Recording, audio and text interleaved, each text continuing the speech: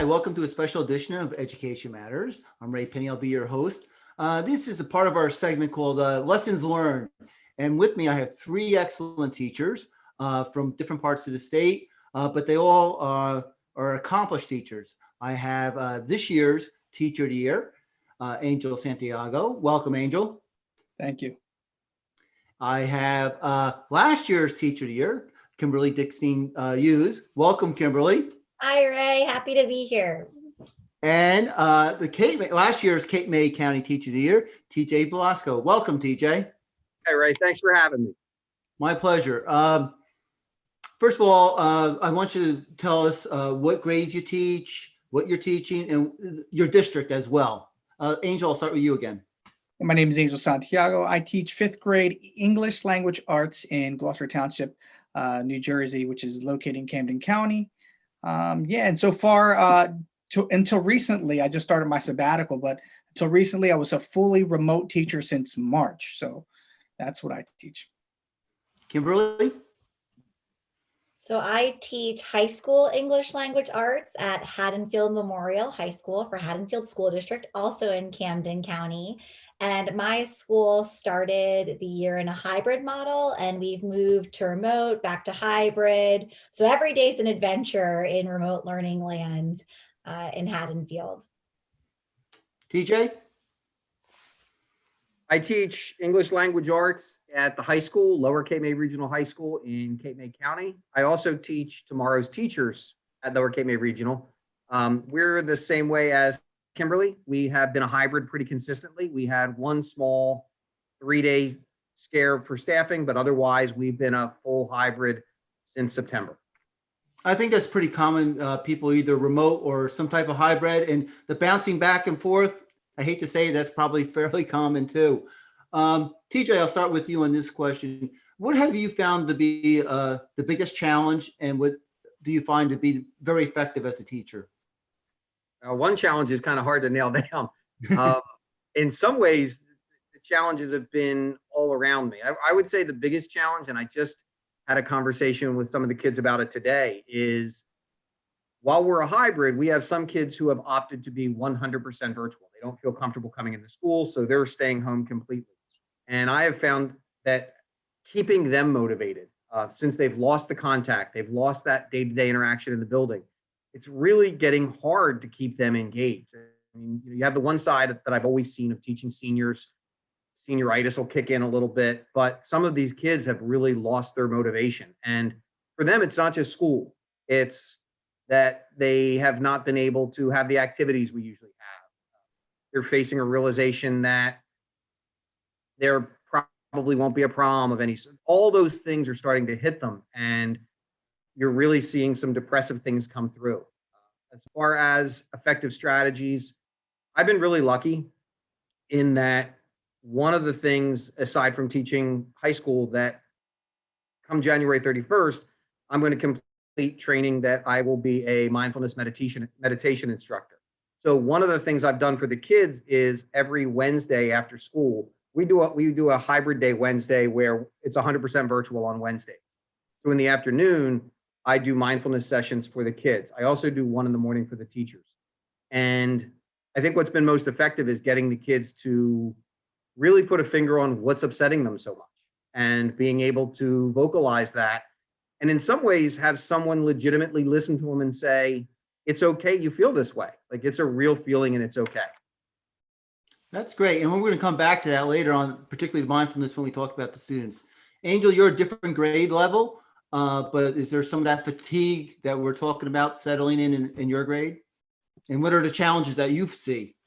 So I just want to preface this because I'm fully remote, but our township has also done the hybrid model, and we've been jumping back and forth, and you know, our pushback dates to go back into school have been changing.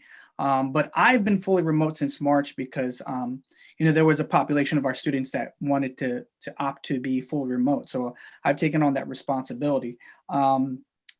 But I think that the largest, difficulty that we've seen, the largest obstacle that we have seen really comes in lower elementary school levels, comes with trying to hold our students accountable, but they're at such a young age that they're still learning how to be accountable. They're still learning how to, navigate the systems, the various systems that we use, and that is somewhat difficult. On top of that, they have to perform academically, which is something that we offer a lot of help with when they're with us personally, or in person. So trying to hold them accountable. On top of that, we have a lot of families that are working, who have been working, who are deemed essential employees. So I mean, it's been difficult for them to keep up with their students as well. And I understand the point of view. Our families are also concerned with the lack of, just socialization, because we are kind of we're stuck to a one size fits all model with socialization. When you have them in school, there are different ways that we can socialize, be it academic groups, or playing outside, or lunchtime chatter, or after school clubs. And these have been drastically reduced. So our parents are really concerned about the social, the social emotional aspect, and the socialization of their student. And anything that you find effective teaching remotely, as you learned, I'm sure you learned since September along the way. I feel like effectively, what I thought was the most effective method is that I'm getting students now who don't necessarily feel comfortable raising their hands in class and speaking in front of a classroom. I'm having them participate more, which I see a little bit of that more, because they can use different methods of participation, whether it be a chat room, whether it be a direct message, so it's not public for all of their classmates. And I thought that was something that was particularly new and exciting, and something that I might be able to use later on, using some type of program. But I thought that was pretty effective in having all of my students participate without any kind of boundaries, or without any kind of biases or confidence problems. So I do see that as a positive. Obviously, the vast array of different applications, from Nearpod to other applications of that stature, we can start using them probably when we're in person as well, to aid our instruction. So I see that as a net positive going on into the future. Kimberly, what about you? How are things going? And what are your challenges that you feel? I'm sure they covered some of them already, but the challenges you see and some of the things that you feel have been effective. I think the two key items that I heard from Angel and TJ that I would echo would be striking a balance and accountability. And for me, striking a balance has been something I keep trying to prioritize time and time again, because it's really easy to fall into imbalance. And a perfect example of that is my hybrid circumstance right now, when I have 21 students on a meet because they are either in quarantine or have selected to be in full virtual, and only 3 students in front of me. So my classroom circumstances are really imbalanced, and trying to find a place where we can all be comfortable in a learning environment where I have to cater to the folks in front of me and then the students who are on the screen. And I have to remind myself, like, all of my students are in front of me. And that's really important. Like, I have to remind myself every single day that they're all present and all there in whatever capacity it is.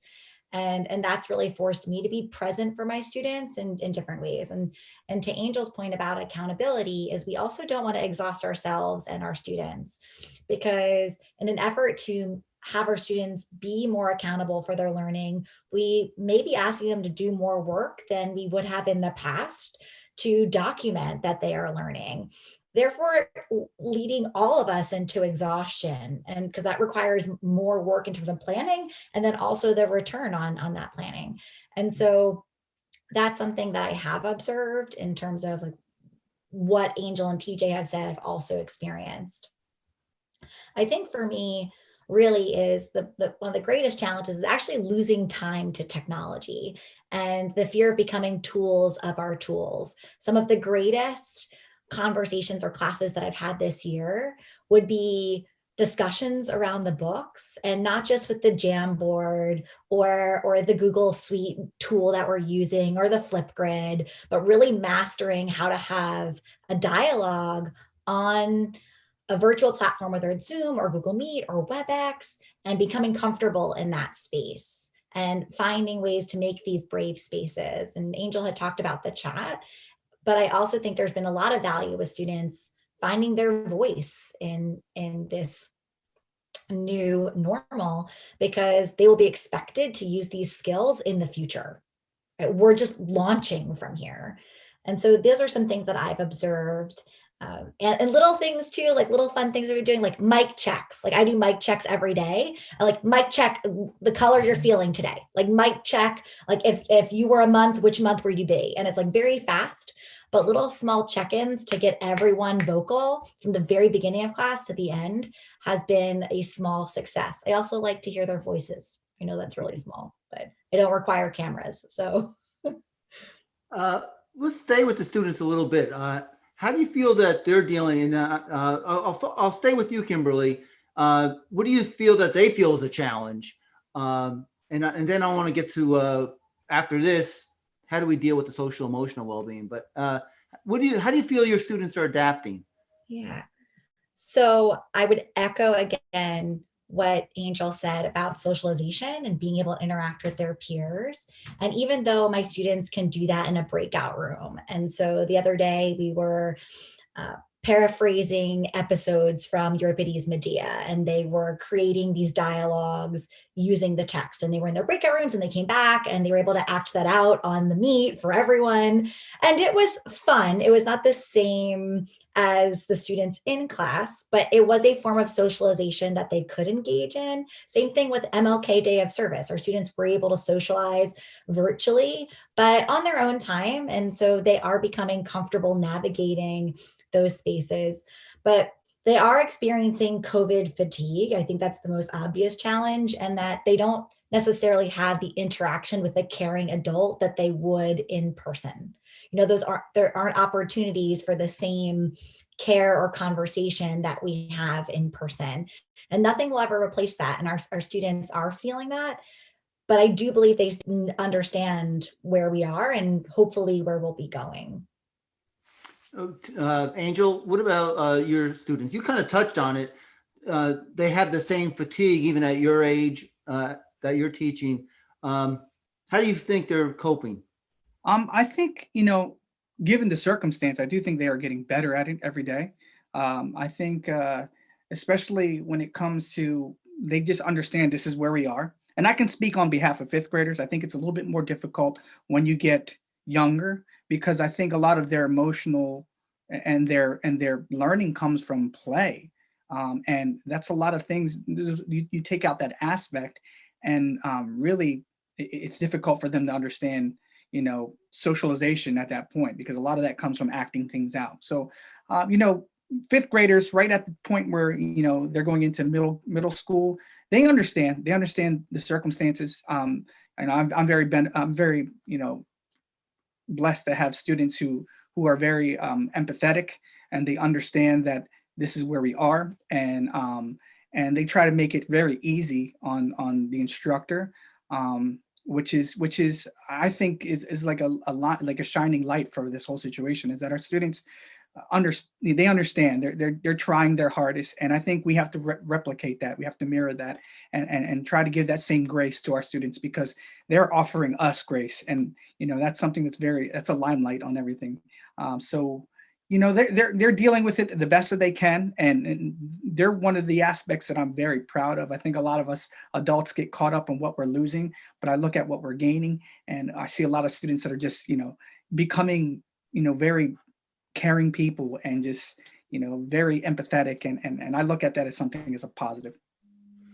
TJ, you brought it up, the mindfulness and the social emotional well-being of the students. I think I was on Wednesdays. How important is that? Every educator I know says that's almost a priority. Make sure the kids are socially, emotionally taken care of, and then we'll go to the academics. How important is it to you? I think it's enormous. Somebody just posted something on Twitter, and I was just thinking about the answer. They were asking about advice for a new teacher. And my first piece of advice was that we have to keep in mind we teach kids first and subject second. And I think through everything that's going on now, and it's interesting because I want to couple in with and the elephant in the room, in addition to COVID, our kids have gone through a summer of unrest. They just watched an insurrection at the Capitol, and they're trying to process all this. And I think they're doing a great job. And I'm gonna go with what Angel, like, I think they're doing better than I would have done at that age. But there's little things. My room was always a place that I had a packed room at lunchtime. It's just kids would come in here. Sometimes they wouldn't even talk to me. They would be talking to each other, but it was just this room. Those are the things they miss, having those connections, because even though they can do it on their own and they can still kind of chat with one another, it was having the adult in the room and knowing that there was somebody here to mediate the conversation or be a voice to check in at some point. I think they're the things they long for. And, and it's even with the hybrid model, I can't have kids in this room except when they're allowed in this room. So I can't do the lunch I used to, like, I can't have kids come in. And I think that just unstructured connection is something they're truly missing with each other. So you look for it in other ways. It's interesting that the mindfulness does become, if I run a session that's a half hour, I'm on there for an hour and 10 minutes, because afterward they want to chat. They just kind of want to catch up, fill me in what's going on, things like that. So in some ways they're finding their ways to adapt. And, I think it's the important thing that we have to realize as teachers, our flexibility. And, I know because I read things both of you wrote the day after Wednesday, the 6th, we all dropped our lesson plans Thursday and came in and went, all right, I need to feel their needs and see what they need. And I think that flexibility, accountability is definitely a huge part. I teach an AP class. There's a test waiting for me in May.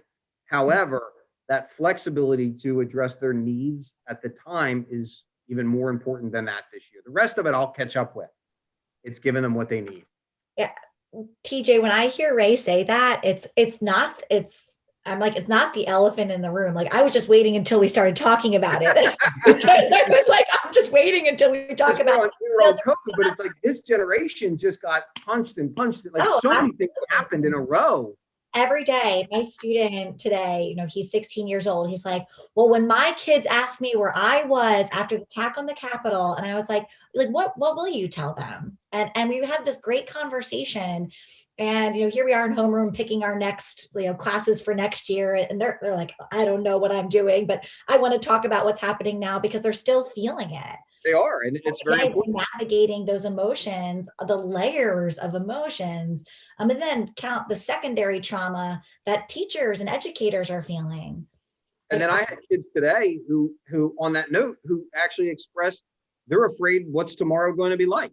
So they're playing the scenarios in their head. They're seeing it and they're curious what it's going to be like. And I think some of them they need an adult. And my big thing that it's taken me forever, as you can tell, I'm a big mouth, is I've really had to really step back, and I've learned when to sometimes they just need you to listen. Correct. I don't need to say a word. They just need to have someone listen. And then they feel better when they walk away. They don't need me to say anything to them.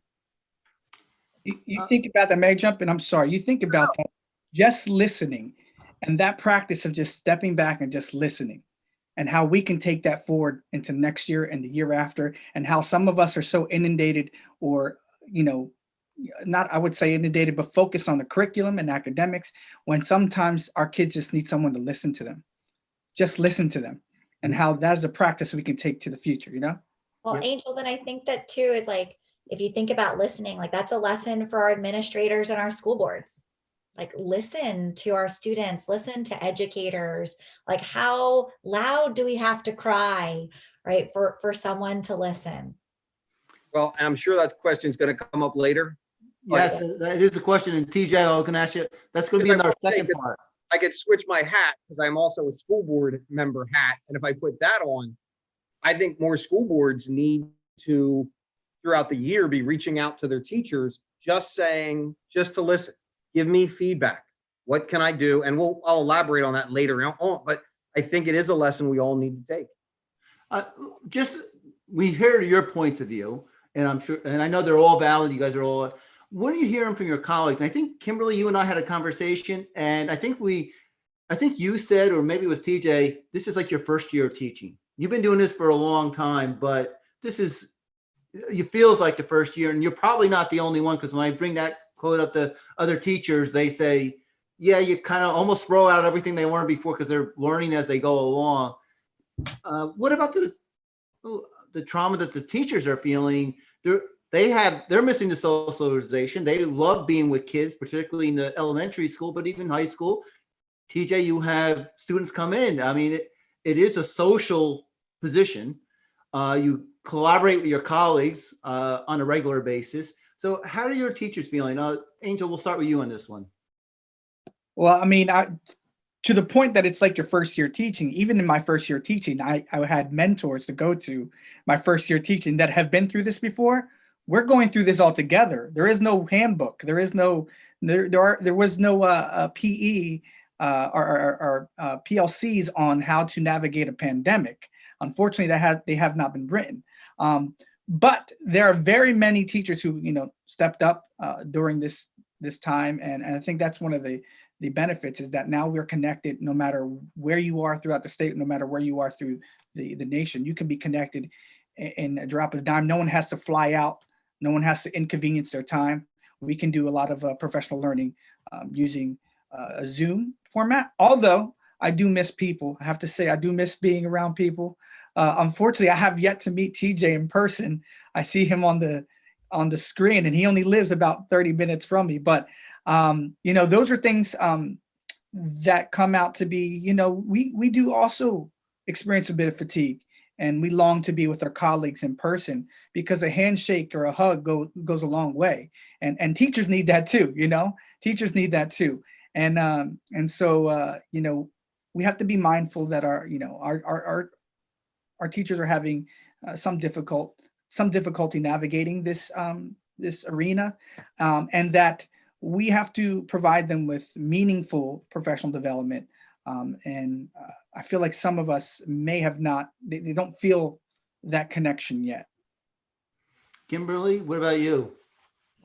So I hear from my colleagues a range of sentiments on any given day. So it could be, this is not sustainable. This is not the fun classroom I've created in years past or months past, to this is how we're getting creative today to support students, or this is this really awesome project and look what so-and-so did. I mean, it is a roller coaster of emotions and feedback all of the time, because there is so much unknown and change. And that's probably, we could all agree on that no one likes the unknown, and we're living in this perpetual unknown when things are changing all of the time. But one thing that I do hear is that there are these small moments of joy that we can all kind of come back to our why and the positives and this moment of light. And usually that comes from our students, and just little glimmers, or just a conversation or a passing with a colleague. But I am hearing a range, and I don't want to play toxic positivity, because it's incredibly challenging. It's just, there's the weight of the world, and it seems to be on the educator's back, because we're balancing too much. And this was not what we ever expected. No one could have. TJ? I sort of go in line and hear that same range. Like, I think my year started, and this was a hard part to start the year, as someone who came back hybrid. The first thing I heard was we had a real mix in our school, where we had some teachers who were happy to be back and excited to be back and felt like the precautions were okay. And then we had other teachers who were furious that they were back. They did not want to be back. It wasn't worth the risk. And in a lot of cases, those teachers were justifiable. They had someone at home who's high risk. They have young children. And I think that created this feeling in the beginning of almost being lost and not feeling like anyone had support. So the positive side is, I think we've become our own support. Like, I noticed that I'm in contact with, and I don't want to sound like I wasn't in contact with other teachers. I had a lot of circles, but my circle has grown. Like, I found that other teachers have come to me. I've gone to them. For me, especially, I'm the old dog who's learning new tricks. Like, I told my kids, I'm a paper and pen guy. I write with a paper and pen. I don't think on a word processor. I handwrite everything before I type it. I love the flow of paper on pen. it took me a long time this year to shift from grading and being able to grade on a computer. And I owe that to so many of the younger teachers around me who taught, oh, here, try this or use this, or here's what works. So I think we've all been our own support. Like, I think everybody has helped everybody else out. And that's been a big, big part for us. And I think it is the little moments. Like, I'll give you for instance, I had a moment in the supermarket yesterday that is going to carry me through the week, where I had a parent come up to me. I don't know how he recognizes me. I have a hat, I have a mask. I'm like, and he just was like, oh my gosh, my daughter absolutely thinks you're amazing and loves your class. And it was that moment. I had the same thing before Christmas where, when I have a Zoom, it's not a lot of people do it. When I have a Zoom, I never end the Zoom. I let the kids get off as they're ready to get off, because it's almost like in therapy, it's doorknob therapy. That I can't tell you how many times I've had a kid who waits, and I know why they're waiting. And then when it's just the two of us, they share something or they can go over something. I had a girl who is totally virtual, never turns her camera on. And I felt bad because I really felt like I didn't know her. And right before Christmas, she stayed on. And at the very end, she said, I just want to tell you, I love your class, and like said some really positive things. And it's no different than the moment if she were in the room, but those moments are still here. We just have to look for them. Mm-hmm. And they're probably more important now for our own social emotional well-being at this point. To TJ's point, I received an email from a parent after the day of the attack on the U.S. Capitol, and I held space for all of my classes to have really open conversation. And a parent sent me an email thanking me for holding the space, and it was fairly detailed. Like, my student clearly recounted the entire conversation to her, and she played it back to me, and I printed out that email, and it's on my desk at school. And if there's like one item that'll get me through, like, I know that'll be it. And I have countless moments like that, but I also have countless moments where I'm like, but that's really important that we hold on to that. And also communities beyond your school. You know, Angel, TJ, and I don't work in the same district, and we work with different populations, and our colleagues are different. But going to spaces on social media where you can connect, and also like leaning into different associations, like you can find fellowship beyond your immediate space. And now more than ever, we know that's totally possible. And I would encourage folks to do that. All right. This brings us to the end of part one of this conversation on lessons learned in the classroom. There's so many, but I think to the last point you got, both of you talked, all three of you talked about, is those special moments. It kind of gets to the why you're still doing this, why you're a teacher, and you need those affirmations. So I'd like to thank Angel, TJ, and Kimberly for joining me on this special edition of Education Matters, and stay tuned for part two.